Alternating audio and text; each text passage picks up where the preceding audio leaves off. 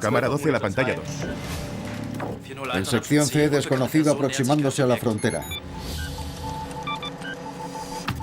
Mujer en C93 acercándose a B94. A todas las unidades, disparen.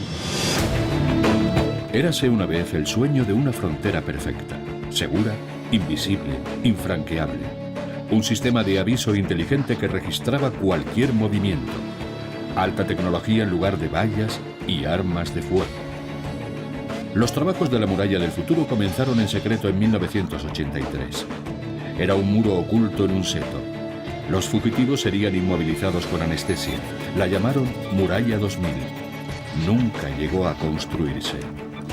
Pero entre 1961 y 1989, Berlín estuvo dividida. Familiares y amigos quedaron separados. Había arrestos en la frontera que atravesaba la ciudad. Algunos recibieron disparos al intentar cruzarla. El muro de Berlín fue una realidad de la Guerra Fría durante más de un cuarto de siglo. Piedra a piedra, la construcción del telón de acero.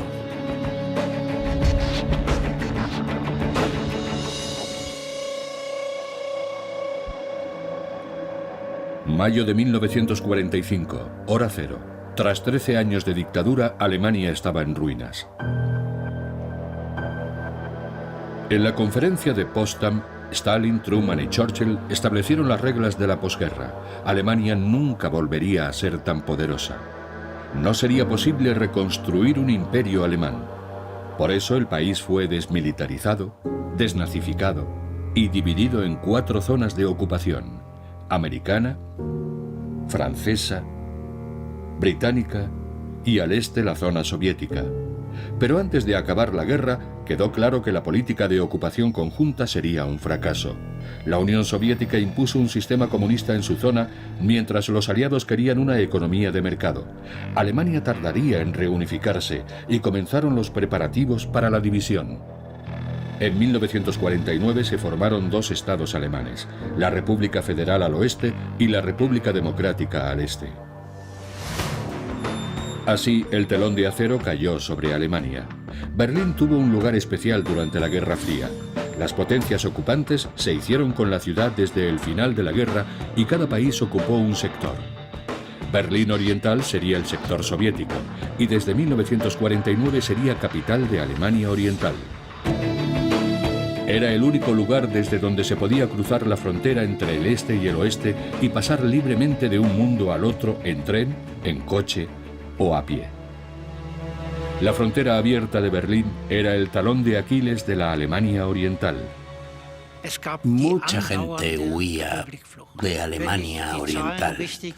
Y si no recuerdo mal, se marchaban hasta 3.000 personas al día. Entre enero y agosto de 1961, 200.000 personas abandonaron Alemania Oriental. Perdíamos sobre todo trabajadores, ingenieros, mucha gente joven, médicos, profesores. La situación económica era cada vez peor.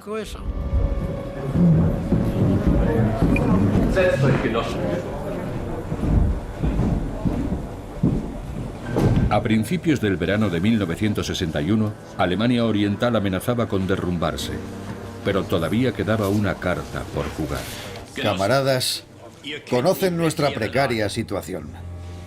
Necesitamos urgentemente un plan de acción. Los comités secretos de planificación llevan semanas trabajando en la división definitiva de Berlín. Primero, camaradas, nos centraremos en los puntos estratégicos más importantes. Aquí, aquí, aquí y aquí. 3 millones de personas habían abandonado Alemania Oriental y seguían saliendo todos los días. Era como una vía de agua. ¿Era posible dividir toda una ciudad? La decisión se tomó en Moscú. El líder de la Unión Soviética, Nikita Khrushchev, mandó sellar la frontera en Berlín Oriental. No quería poner en riesgo a Alemania Oriental, un estado comunista aliado. Si no podía dominar todo Berlín, al menos dominaría la mitad. Señores, la situación es la siguiente. Los preparativos quedaron en manos de miembros del Ejército Popular, de la Policía y del Servicio Secreto de Alemania Oriental, la Stasi, quienes se encargarían de la operación mientras los soviéticos trabajaban en segundo plano.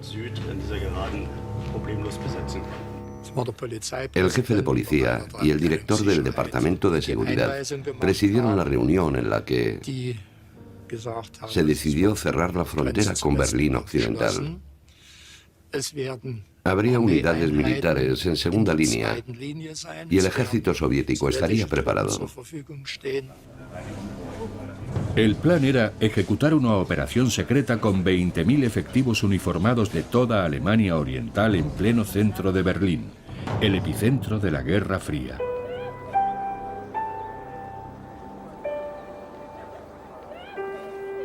Durante esos días de verano, nadie sospechaba que la decisión sobre el destino de Berlín estaba tomada. El 13 de agosto, domingo, el mundo quedaría dividido en un antes y un después. Como para Wolfgang Gutler, de 24 años, miembro de los equipos de trabajadores paramilitares llamados grupos de combate. Mi hija nació en verano, en junio de 1961. Vivíamos en Köpenick y realizábamos ejercicios militares regularmente. Entonces, a principios de agosto, unos días antes del día 13, nos pusieron en alerta. Mi mujer estaba muy preocupada, pero se tranquilizó cuando otras mujeres le dijeron que sus maridos tampoco estaban.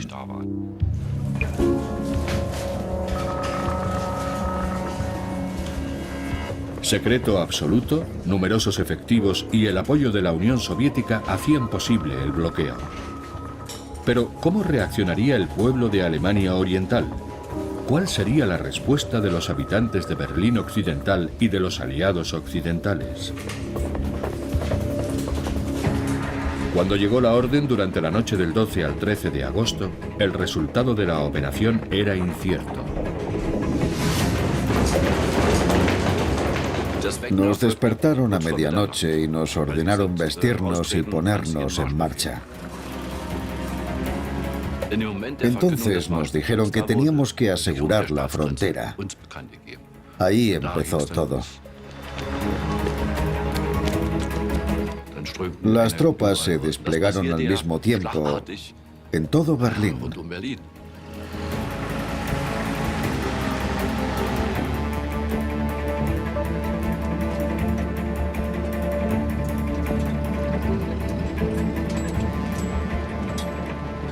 Por supuesto, nos preguntábamos cómo iban a hacerlo.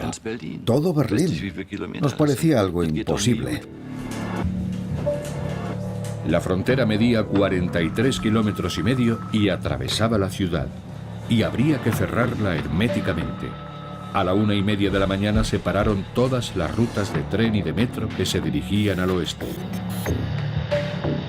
Las 81 calles que atravesaban la frontera eran puntos estratégicos.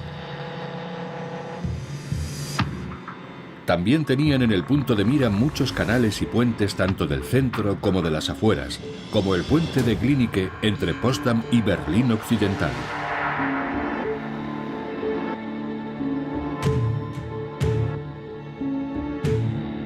También empezó a sellarse la extensa red de alcantarillado de la ciudad, pero tardaron semanas en bloquear por completo las rutas subterráneas de fuga. El primer muro fue humano, sustituido metro a metro por alambre de espinas y postes de hormigón.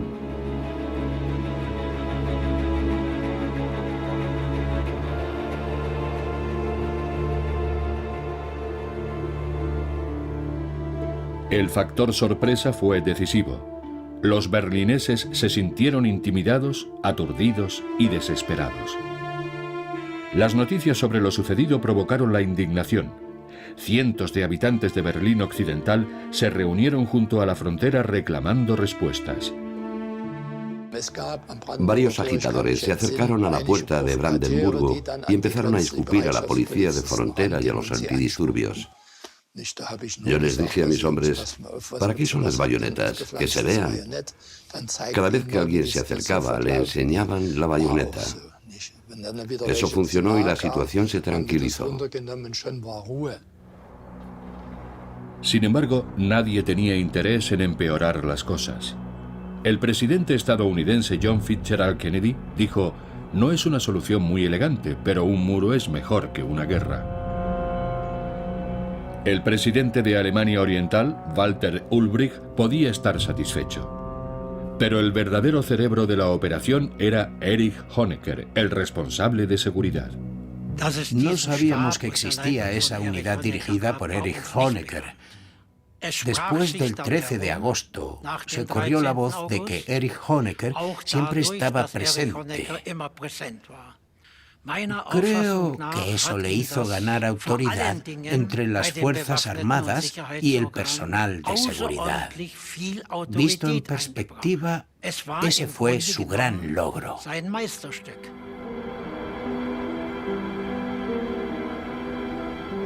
En aquel momento, aquello todavía era provisional. Poco a poco se fue haciendo más sólida. La construcción del muro comenzó el 17 de agosto. Khrushchev dijo, rodearemos Berlín Occidental con un anillo de hierro.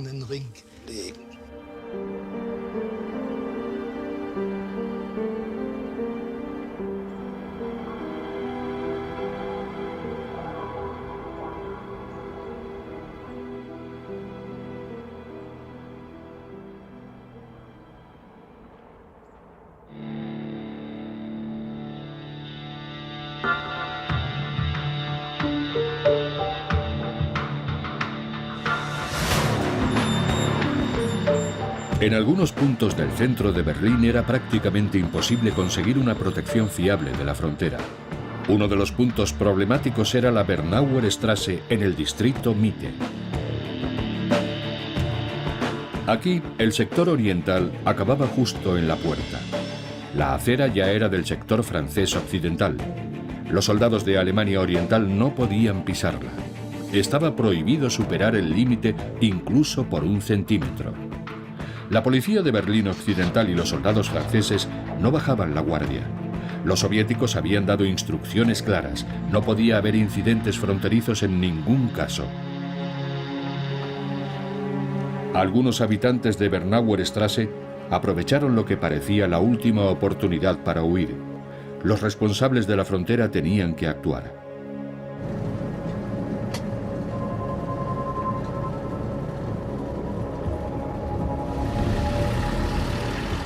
Llegamos en un camión muy temprano, alrededor de las 5 de la mañana. Teníamos que decirles que debían marcharse.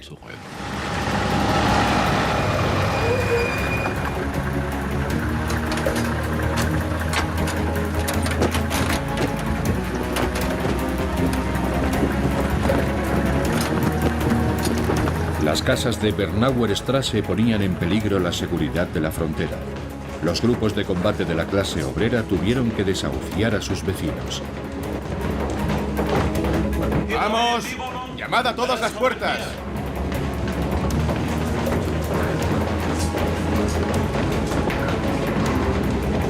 ¡Registrad cada piso! ¡Que no quede nadie!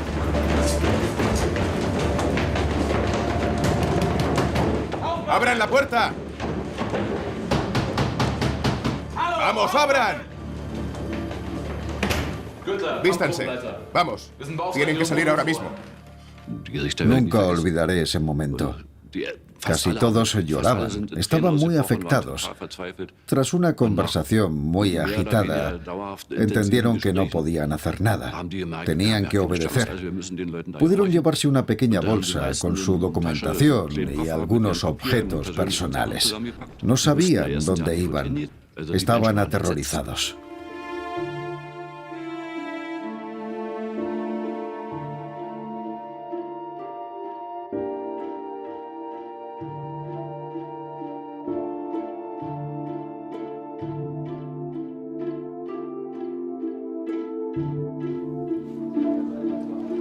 Tras el desalojo forzoso, se tapiaron puertas y ventanas.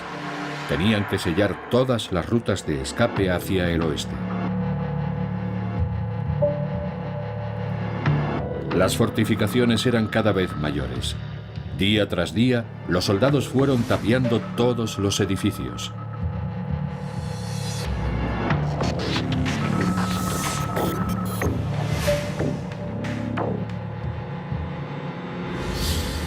Tiendas, bares e incluso la iglesia de Bernauer Straße, la iglesia de la Reconciliación, pasaron a formar parte de las fortificaciones.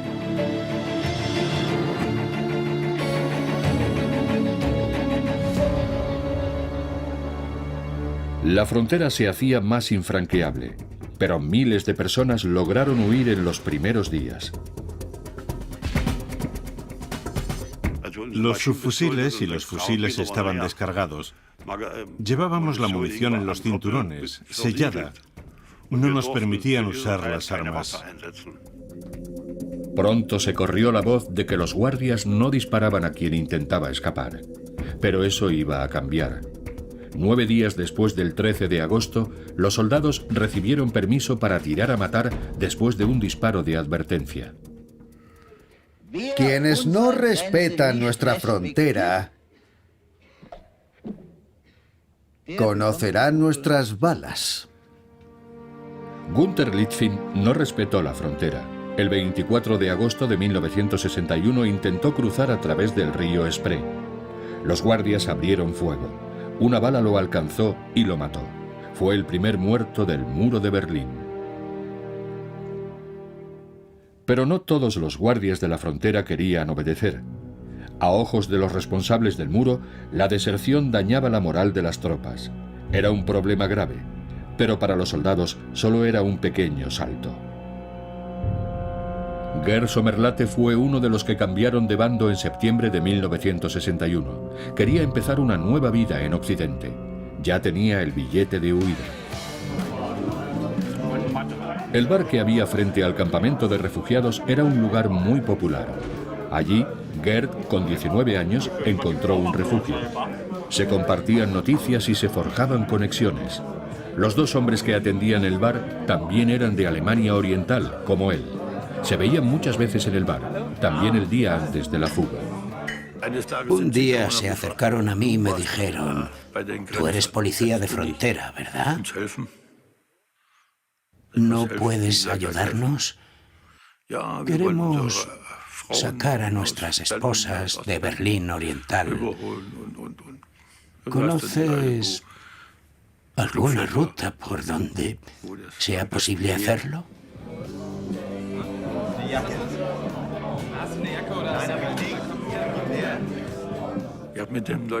Yo no tenía nada que ver con ellos. Estábamos hablando y ellos me contaban su historia. Yo no sospechaba nada.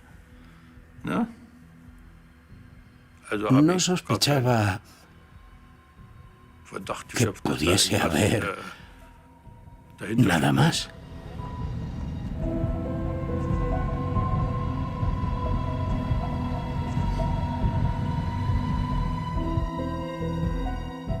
Fuimos a varios bares, bebimos un montón de cerveza y acabamos en la cervecería Ellis. Yo quería irme a casa. Salía al día siguiente y no quería perder el avión. Ellos también se fueron.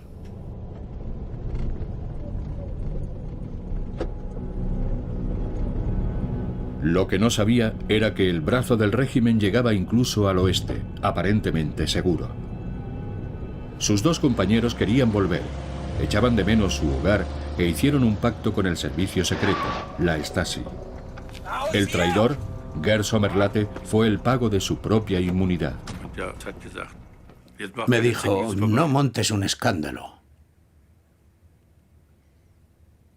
Se ha acabado». Y se había acabado. Un policía cogió el teléfono. Hizo una llamada y dijo: lo hemos cazado. La Stasi se esforzaba por recuperar a traidores como Gerd. Los castigos ejemplares tenían una función disuasoria para reducir las deserciones. Durante el interrogatorio me dijeron que había incitado a otros camaradas a abandonar Alemania Oriental. Les dije que no era cierto. Nadie conocía el plan. Me dijeron: si no hablas ahora mismo, te mandamos al paredón. Eso me impactó mucho.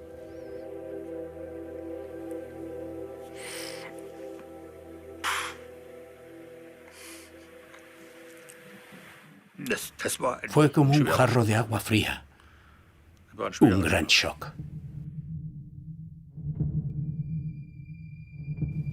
Me metieron en una celda del sótano. Durante varios días. Estaba completamente a oscuras. Entonces me interrogaron de nuevo. Me amenazaron de nuevo con usar diferentes métodos. Me presionaron mucho y dije cosas. Cosas que no debería haber dicho.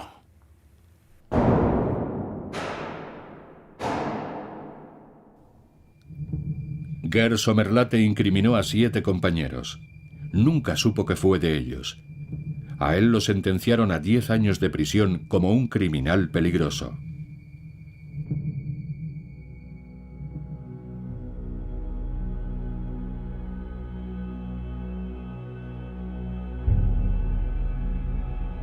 En junio de 1963, el presidente Kennedy visitó Alemania Occidental. El momento cumbre del viaje fue su visita a Berlín Oeste y el discurso que pronunció. Con su famoso «Yo soy berlinés», confirmó que la isla de libertad de Berlín Oeste tenía el apoyo de los Estados Unidos.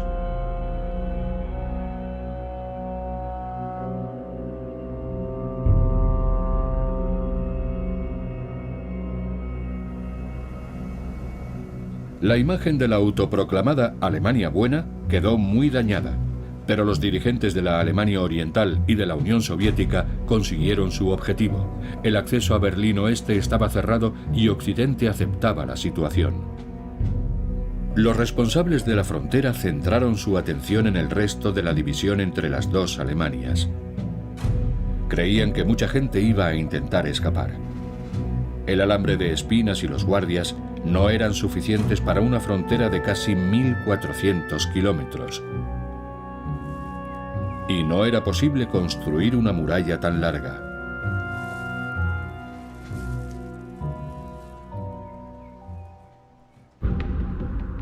Esperaban que más de 2 millones de minas soviéticas resolverían el problema.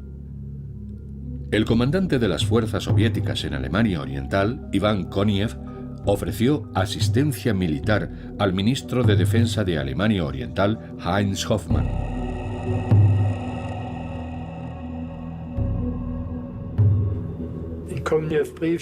La carta de Koniev explicaba claramente cómo colocar las minas. En los lugares con más incidentes, habría 2 filas de minas activas y una de minas inactivas.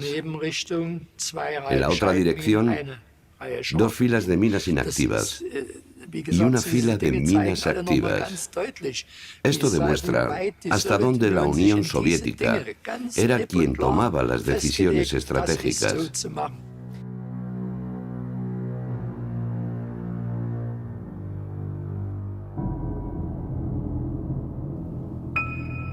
Alemania Oriental negaba oficialmente la presencia de campos de minas, mientras Alemania Occidental los denunciaba como un método brutal e inhumano.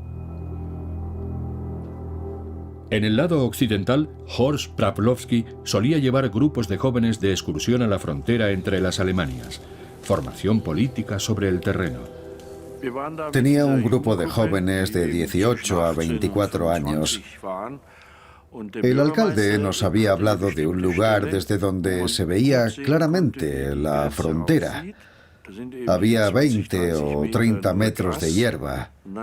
Después, la primera valla, que entonces era solo alambre de espinas, y después otro tramo de 10 metros, que es donde estaban las minas. Más allá estaban las patrullas del ejército. Había 2 soldados en una de las torres de vigilancia. Uno de ellos le dijo a su compañero: «Vamos hasta allí. Desde allí se puede ver perfectamente el lado oeste». Y eso hicieron, aunque no estaba permitido que fueran hasta allí. Lo que hicieron los soldados era muy peligroso, porque no siempre sabían con seguridad dónde estaban las nuevas minas. Estábamos en un claro del bosque. Yo estaba hablando de la frontera y de las minas con los chicos. Entonces, uno de mi grupo dijo: «Mirad, ahí vienen 2 guardias de frontera de Alemania Oriental». Cruzaron la frontera para hablar con alguien del lado oeste. No sabían que había minas en esa zona. De lo contrario, no habrían pasado por ahí. No lo sabían. Pasaron y no sucedió nada. Traían cerveza y les dimos tabaco. No teníamos bebida, así que compartieron la suya con nosotros y hablamos durante unos 10 minutos. Los soldados se marcharon. Nosotros ya nos estábamos marchando también cuando explotó la primera mina. Todos corrimos hacia allí. Sabíamos que era territorio de la Alemania Oriental. ¿Qué podía pasarnos? Pero cuando pidieron ayuda, no lo pensamos y fuimos corriendo. Los jóvenes que venían conmigo bajaron una escalera de la torre de vigilancia, la usamos como camilla y nos llevamos al herido como pudimos.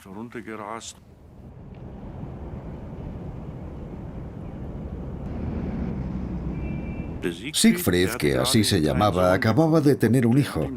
No quería quedarse en el oeste, quería volver a casa. El rescate del soldado herido causó una gran conmoción en Alemania Occidental. Fue la prueba definitiva de la existencia de las minas. Las autoridades se comprometieron a no sancionar a los soldados por romper las normas, pero Alemania Oriental quería enterrar el incidente discretamente. En Berlín, donde las potencias occidentales estaban siempre presentes, las minas eran impensables. Eran demasiado peligrosas en una ciudad tan poblada. Para Alemania Oriental, el muro era un símbolo de soberanía, pero también resultaba antiestético al estar formado por placas de hormigón, bloques de cemento y ladrillos. No daba buena imagen a una capital socialista.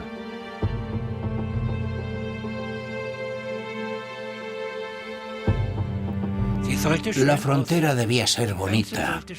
Queríamos una ciudad agradable.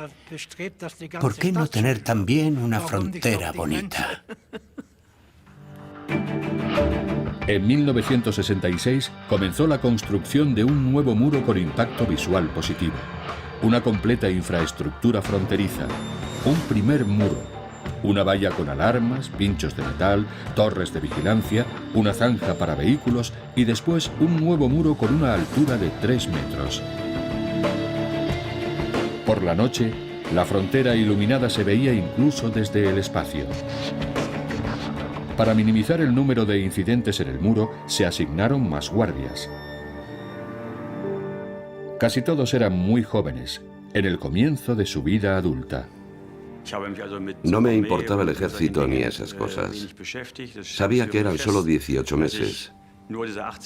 Preferiría no haber hecho el servicio militar, pero no tenía valor para declararme insumiso ni objetor de conciencia, porque me preocupaba no poder matricularme en la universidad si lo hacía. Así que acepté hacerlo durante 18 meses.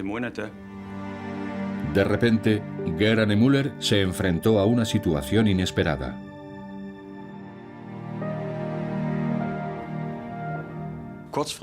De la noche a la mañana, y sin saber por qué, me destinaron a cumplir el servicio en la Guardia de Frontera. Hasta entonces, nunca había disparado con munición real. El 7 de agosto de 1970, Geraint Müller llegó a su puesto en la frontera. Estaba decidido a no usar nunca el arma. Como todos los soldados, supongo, esperaba que nunca me encontrara en una situación en la que me tocase hacerlo. Poco después de la medianoche, un hombre entró en la zona prohibida. Los guardias le dieron el alto, avisaron y dispararon, pero él siguió caminando. Mi trabajo era vigilar una sección. Mi superior miraba hacia el otro lado. Me llamó y me dijo que había alguien caminando junto a la frontera. Le dieron la orden de parar. Lo avisaron de que íbamos a disparar, pero no hizo ningún caso y siguió caminando.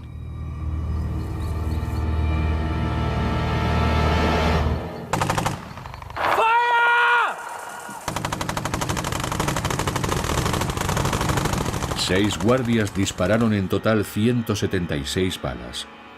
Una de ellas fue mortal. No me sentí culpable, pero estaba decepcionado conmigo mismo por disparar. Me sentí así durante mucho tiempo. Me sentía como un cobarde por no haberme negado a disparar. Llegamos a la sala de guardia. Me senté a la mesa y empecé a llorar. Mi superior también estaba muy afectado y no paraba de decir: ¿por qué nos ha pasado esto a nosotros? ¿Qué podíamos hacer? ¿Qué hacía allí aquel hombre? Nadie se preocupaba por nosotros, estábamos solos.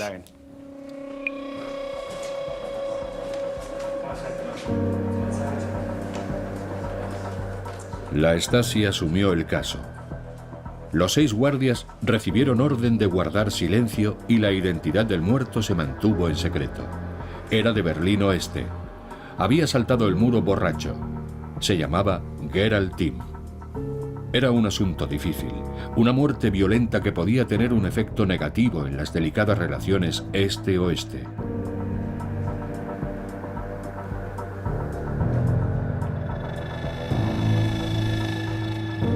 En el oeste, nadie relacionó la desaparición de Gerald Timm con los disparos, así que el este decidió mantener la muerte en secreto.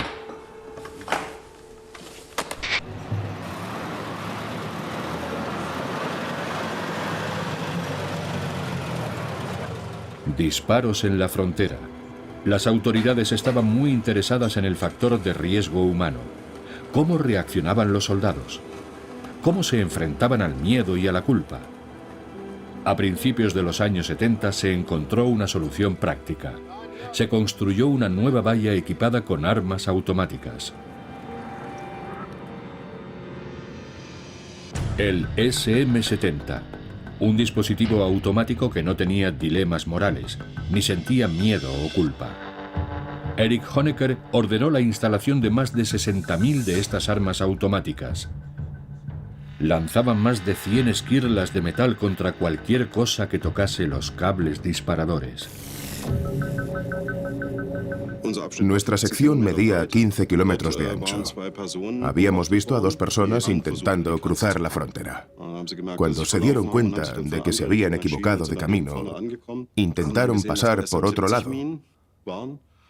Fue entonces cuando vieron los SM-70 que había instalados. Y entonces intentaron detonarlos con un gancho.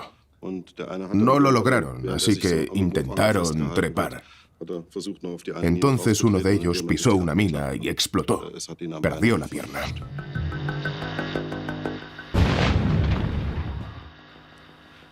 Más tarde vi el gancho en la valla y toda la sangre.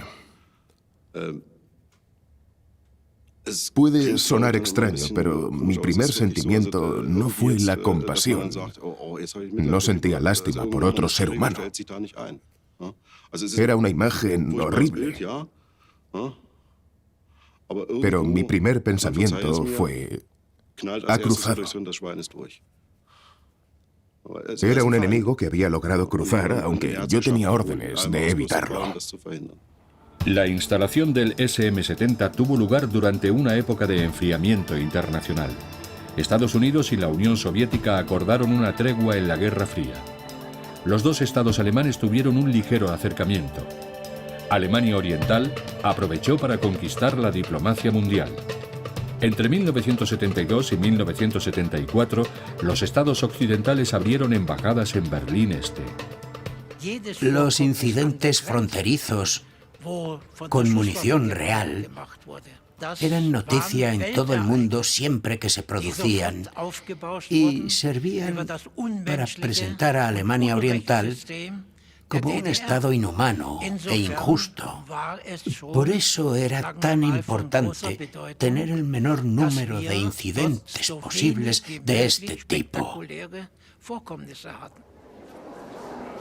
Acuerdos de Helsinki, 1975. Erich Honecker se sentó entre el canciller de Alemania Occidental, Helmut Schmidt, y el presidente de Estados Unidos, Gerald Ford. Aunque Honecker se comprometió a respetar los derechos humanos y muchos ciudadanos de Alemania Oriental confiaban en tener libertad de movimiento, ya se estaban realizando pruebas para el nuevo muro. Lo hemos atravesado muchas veces. Los sujetos de prueba tenían entre 19 y 25 años y estaban en buena forma.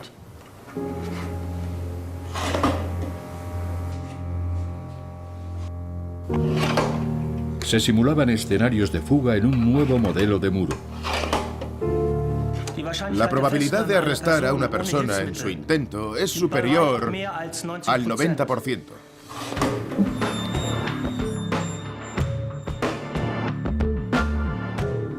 Sus diseñadores creían que el nuevo muro, de 3,5 metros de altura, era casi infranqueable.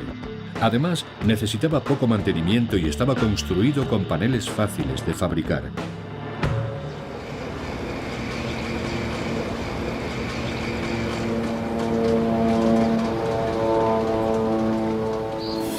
El llamado Muro 75 tenía que integrarse mejor en la estética de Berlín.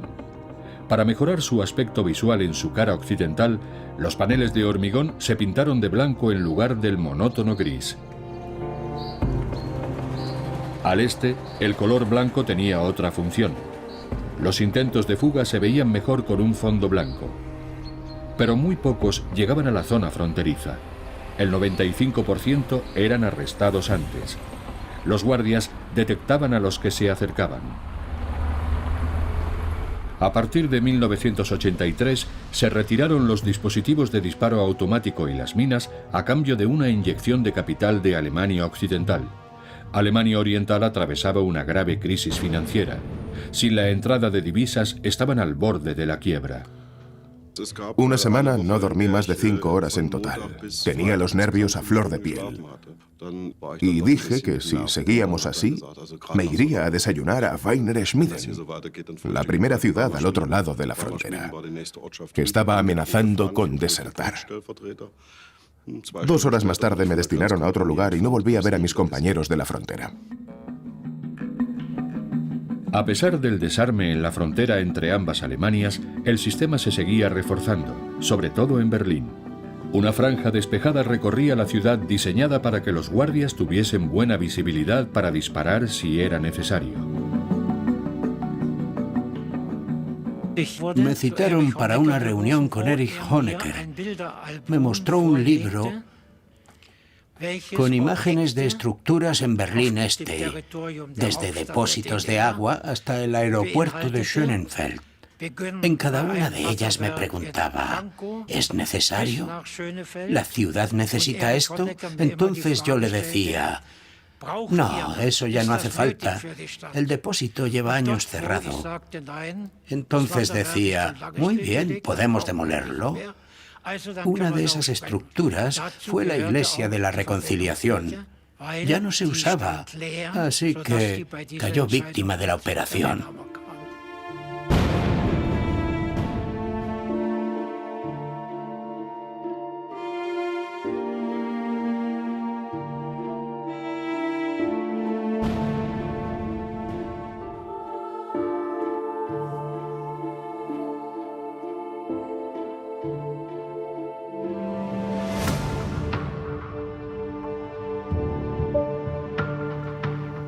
Insaciable, el muro iba ocupando más espacio en la ciudad, un paisaje desolado y un campo de pruebas para nuevos modelos de muro.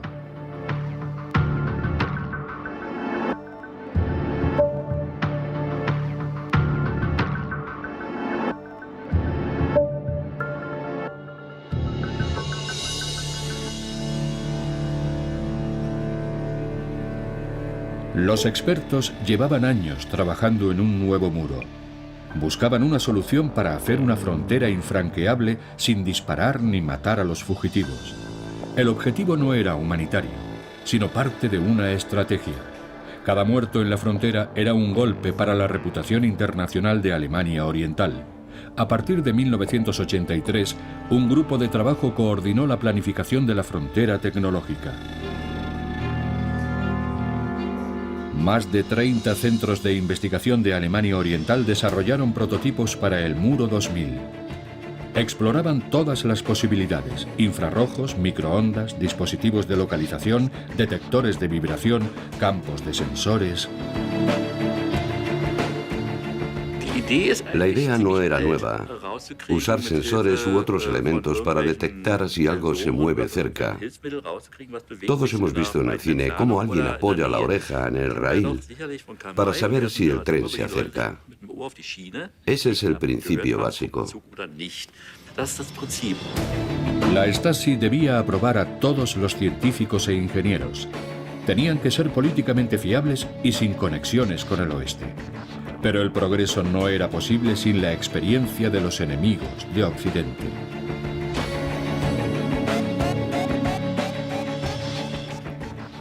El resultado dependía de un nuevo instrumento que podía comprarse en Alemania Occidental. Yo lo conocía y le pedí a mi madre, que tenía autorización para cruzar la frontera, que me trajese un sistema Z80. Me lo trajo y construí mi primer prototipo, que funcionaba muy bien. Fue el modelo de todos los demás instrumentos, porque el sistema Z80 no se encontraba en Alemania Oriental.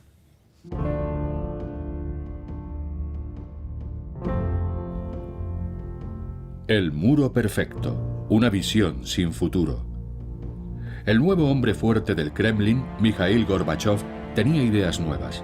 La Unión Soviética, el hermano mayor de Alemania Oriental, que había ordenado levantar el muro, ahora demandaba reformas. Cambiaba su política exterior, dando paso al fin de la Guerra Fría. El papel internacional de la frontera y del muro quedó claro a partir de 1985, cuando Berlín se convirtió en el principal obstáculo al proyecto de Gorbachev y al acercamiento entre la Unión Soviética, Estados Unidos y Alemania Occidental. La prensa soviética era la que exigía con mayor vehemencia desmantelar el muro. La reacción de Honecker fue muy contraproducente, en mi opinión. Dijo que el muro duraría otros 50 o 100 años. Era como admitir que nada iba a cambiar en Alemania Oriental.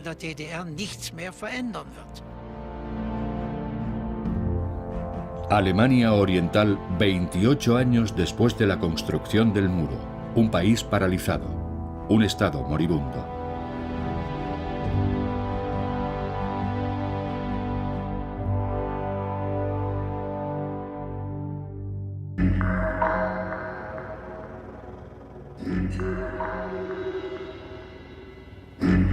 Estaban apareciendo grietas en el telón de acero. La gente abandonaba su hogar, primero a través de Hungría, después desde Varsovia y Praga.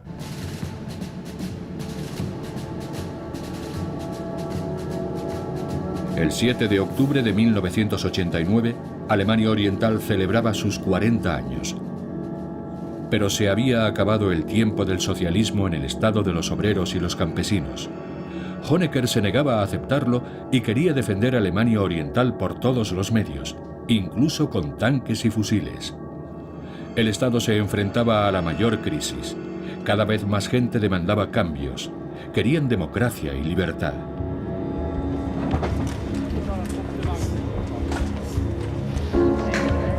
Los altos mandos temían una rebelión popular.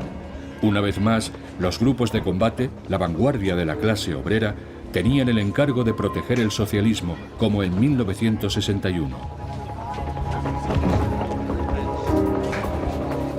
Wolfgang Gutler recibió la llamada de nuevo. Nuestro objetivo era cerrar la frontera que separaba a los agitadores reunidos en la iglesia de posibles invasores del oeste. Nuestra misión era defender el muro. Mientras la gente se iba reuniendo, yo acudí a la iglesia. Estaba llena de gente y también había una multitud enorme fuera. Estaban cantando y gritando, estaban muy organizados. Me impresionó verlos porque durante años nos habían enseñado a no dejar entrar al enemigo de clase y no tolerar la presencia de agitadores.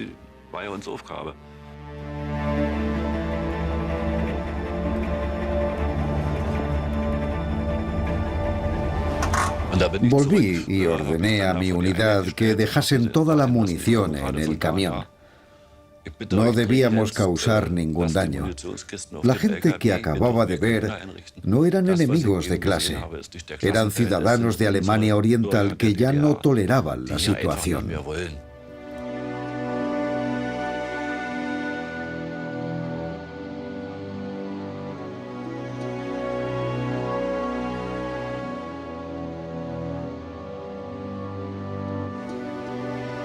...13 de agosto de 1961 y octubre de 1989, dos fechas muy importantes para mí. 2 días con diferente resultado. En 1961 colaboré con entusiasmo en la construcción del muro y en el 89 dije, basta, hay que acabar con esto, no podemos seguir así. Camaradas, buenas tardes a todos.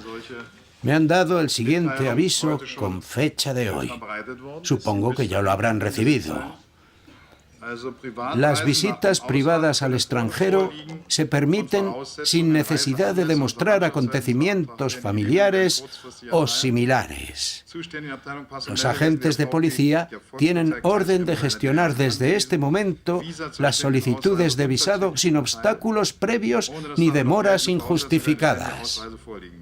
Durante 28 años el muro dividió la vida de millones de alemanes, pero en solo una noche desapareció.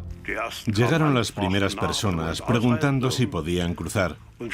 Nos dijeron claramente que el partido había dicho que se permitía pasar. Decís que la palabra del partido es la ley. Déjanos pasar, camarada, decían.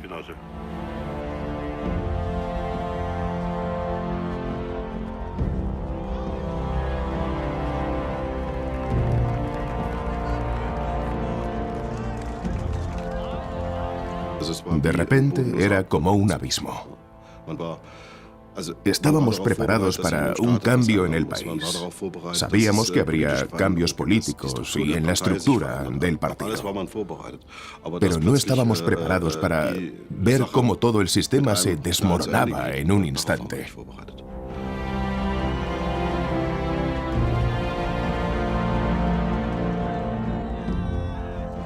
Estaba en mi oficina cuando recibí una llamada del agente al mando para decirme que había miles de personas en los pasos fronterizos.